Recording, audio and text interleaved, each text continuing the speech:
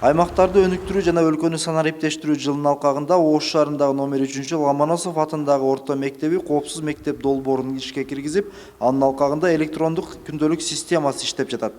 275 орунга ылайыкташтырылган мектепке азыр 1230 окуучу билим алып жатат. Ошондо баягы сабактардын 3 мөөнөттө билим алышат дагы, сабактын баягы бири-бири менен дал келип калышы дегенге, жанакы совпадение уроков деп коет бизде, ошолорго эч жака жол берилбейт экен. Кимде ким ооруп калса дагы мугалимдерди ошол жерде карап туруп эле ар түштө көрсөтүлгөн. Ошол жерден көрсөтүлүп туруп, ким аны алмаштыра алат, ооруп калган мугалимди ошол дагы моментально 1 минуттан ичинде алмаштырып койсо болот.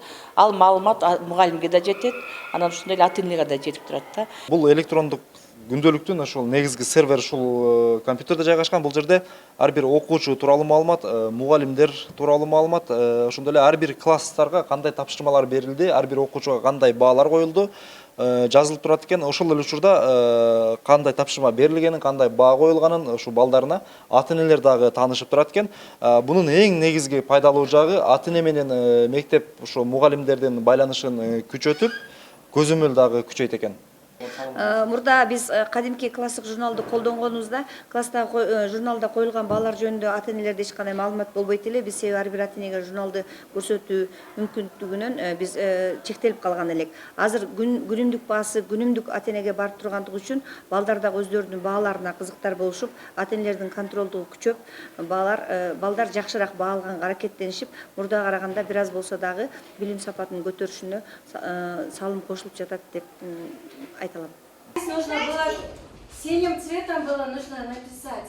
Ошондой эле мектеп окуучуларынын ар бирине сыр сөз жана логин берилген. Ал аркылуу балдары саат канчада келип, качан чыгып кеткенин ата-энелер атайын тиркеменин жардамы менен кол телефон аркылуу маалымат алып тура алат. Алдыда электрондук күндөлүк системасын Ош шаарындагы башка мектептерге да киргизүү пландаштырылууда.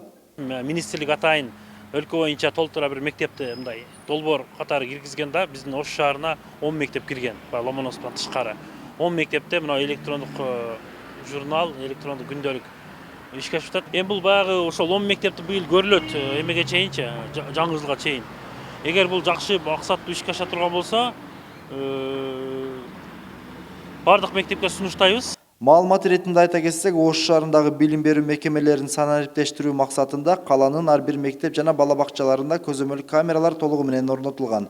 Эрмек Муратбек уулу, Мунарбек Арзыбек уулу, Пирамида, Ош. Так, ребята, домашнее задание.